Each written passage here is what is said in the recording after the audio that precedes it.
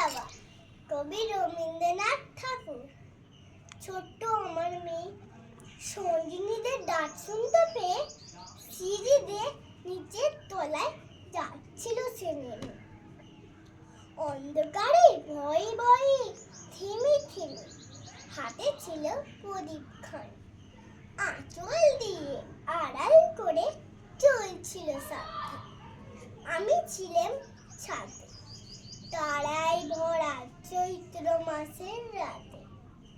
হঠাৎ মেয়ের কান্না শুনে উঠে দেখতে গেলাম ছুটে।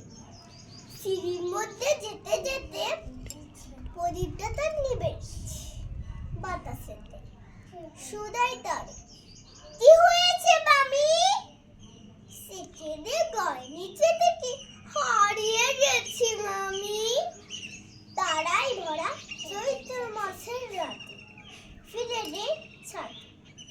মনে হলো আকাশ পানি ছেয়ে আমার বামের মতোই যেন অমনি কে নিরাম্বরে আঁচল টানে ঘিরে দীপশিখাটি বাঁচিয়ে একা চলছে ধীরে ধীরে। নিত্য যদি আলো যদি হঠাৎ যেত থামে,